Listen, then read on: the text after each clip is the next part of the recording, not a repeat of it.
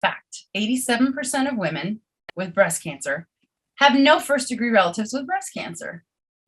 Okay, so that's starting to make a lot of sense now. If the majority of breast cancer isn't coming from inherited genes, and therefore we can't blame mom or dad, then it also makes sense that when you get breast cancer, there isn't necessarily a lot of breast cancer happening in your first-degree relatives, mom, sister, child. Even 80% of all of those diagnosed with breast cancer don't have a single relative with breast cancer. So, if we can't blame our genes, and if you are of the mindset as I am, like, okay, so we've learned 5 to 10% of breast cancers over here from inherited genes, I'll give 5%, 10% maybe of inexplicable fate, weirdness, like an untrackable exposure, just something that doesn't make sense because, say, this woman has been living very well her entire life, right? Like never drank, never smoked, always fit, vegan since birth, like just living in a treehouse, like just really healthy. And yet she hasn't even lived long enough to get lived long enough, even badly enough to get breast cancer. Like, what is this all about? So it happens for sure. But that leaves us a big fat bell curve, doesn't it? In the middle with a solid 80, maybe up to 90% of breast cancers not being inexplicable or fate and not being inherited genetics. So here's a hint about what's really happening. If you look at Japanese immigrants that came into Los Angeles and Hawaii after 1982, and then the Chinese in Hawaii after 1992, you'll see that they started developing breast cancer at rates over 100% higher than the Japanese and Chinese relatives still in their homeland. And look at this. What if you stayed home? Between 1990 and 2000, the death rate from breast cancer actually dropped 15%, but in Japan, it skyrocketed 55%. What was happening? Well, you have to realize that a gene mutation isn't like a cold that you can just catch when you walk outside one day. It kind of is brewing in the undercurrent for a good solid 5 up to 10 plus years before it's like, boom, on a mammogram, or what's this lump in my breast? So we have to go back then a good 10 plus years to the 70s and 80s to say, what was happening over there in our Eastern sisters? And what was happening beginning in the 1970s was increased economics and affluence, particularly in Japan, Singapore, and urban areas of China. And as women attained this affluence, it sparked westernized changes to their diets, to their lifestyle. And Asians started to chase our American culture. And as a result, they caught our cancer. So let's talk about our style, shall we? Instead of laboring in the fields all day, tending to children, preparing fresh meals, women around the world in the 70s start entering the workforce in droves, right? They're delaying childbearing until later years, if at all. They're not breastfeeding. They're eating leftover pizza for lunch while sending off emails in a frenzy. And then they dash home just in time to put takeout on the table and pour a glass of wine and plop on the couch and watch their favorite Netflix binge. Anybody in that club? When you start to alter cancer risk factors that are under your control, like diet and nutrition, alcohol, exercise, obesity, hormone replacement therapy, that's HRT, environmental toxicities, and emotional stress, those decisions, when made favorably, don't just serve your breasts well. They actually start yielding lower cholesterol, perfect blood pressure, fewer heart attacks, a leaner body, a happier mood, less diabetes, painless joints, more energy, a better sex life, a sharper mind, smoother skin, regular bowel movements, cleaner lungs, less cancer in every single organ in your body, a healthier planet, and a longer life. If you practice what pretty much everybody in this summit is talking to you about in these 17 days, you will radically reduce, if not completely prevent, many of the illnesses that ultimately lead to chronic and life-threatening illness. So of all these controllable risk factors for breast cancer, there is one thing that's more important than any other, in my heavily researched opinion. And you do it 3 to 6 times a day. You eat. The key to using food to protect yourself from breast cancer is to simply understand that you unleash weapons for better or worse every time you chew and swallow. These weapons hold the power to alter the following factors inside of you. Estrogen levels. Okay, put a pin in this fact. 80% of all breast cancers are fed and fueled by estrogen. So high levels for chronic long periods over a lifespan elevate breast cancer risk. Okay, so what you're eating can elevate estrogen levels, elevate growth factors, in particular IGF-1. We're going to spend some time talking about insulin-like growth factor, blood vessel formation, angio blood vessel, genesis birth, the birth of new blood flow to this little cell.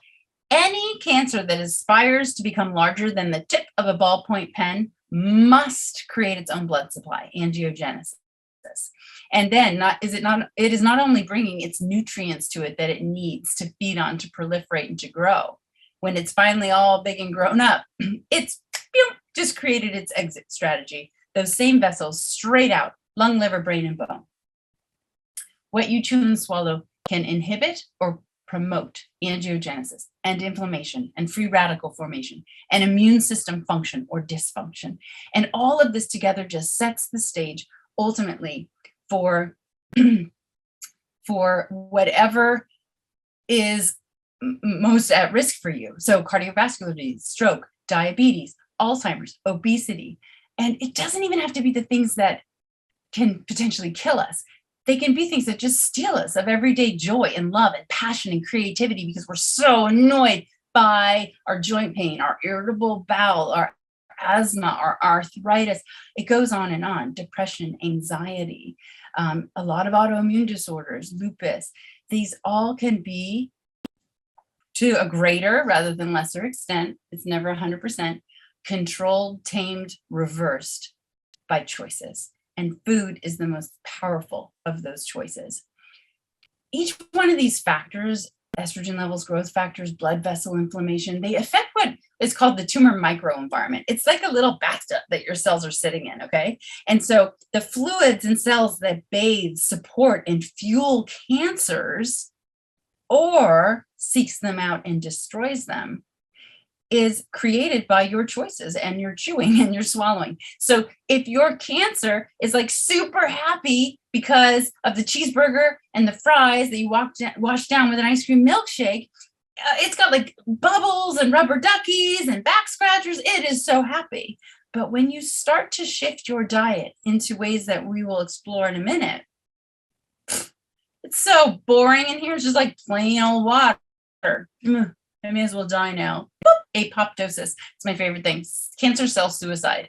Technically, we term it programmed cell death. It's like the lifespan has run out. Bye-bye now. Bye, cancer. No rubber ducky. All right, so let's figure out what's making the rubber ducky and the bath bubbles, and let's transfer it to just plain old boring water.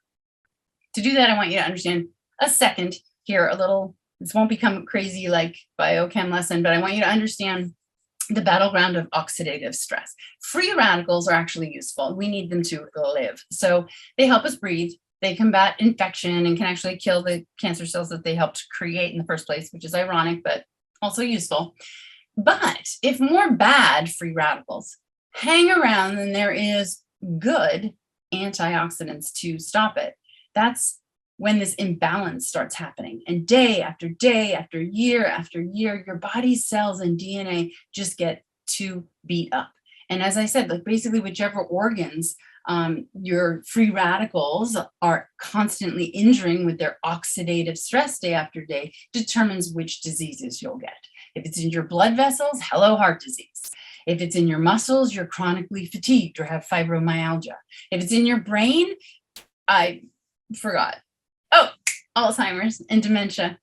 I promised my kids I wouldn't do that too much. Cringy, mom, you're cringy. I hear that all day long. If you could eliminate oxidative stress, which you cannot entirely, but if you could, you just might live forever. This is such a fun study, okay, because it will incite a change in you if you don't already do this. From here on out, you will never eat the same after I tell you this study. Okay. So It's a sad story about the standard American diet where they took 24 hyperlipidemic men and women and fed them a sad breakfast like pancakes and bacon or steak and eggs. And as a measure of oxidative stress, they drew their blood every hour and looked at the LDL cholesterol, the oxidized cholesterol.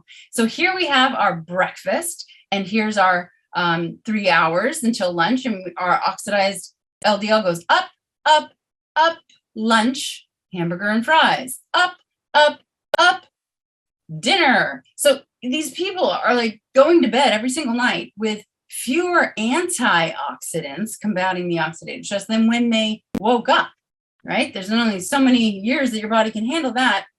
But, here's the cool part. Next day, same people, same sad meal, one change. A cup of strawberries. Okay. Pancakes and bacon, a cup of strawberries, and the LDL goes down below baseline. Down, down, down, hamburger and fries, another cup of strawberries, and basically, and comes back to baseline by dinner. No crazy elevation, no spikes from the antioxidant powers in a cup of strawberries.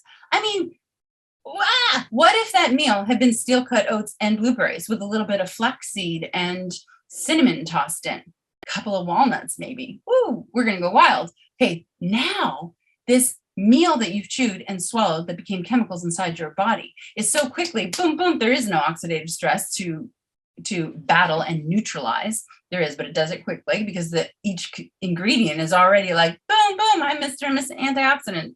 The whole meal is, right? So there's this ability now for your body, instead of just working through the meal to try to minimize the oxidative stress, can actually go and promote health and potentially reverse what's going on out there. Like, hey, I see you, little DNA mutation. Not today. Oh, little atherosclerotic plaque there, trying to go up your carotid to your brain. Let's just like chip away at that today because I got some extra time on my hands since we didn't actually eat a cow for lunch.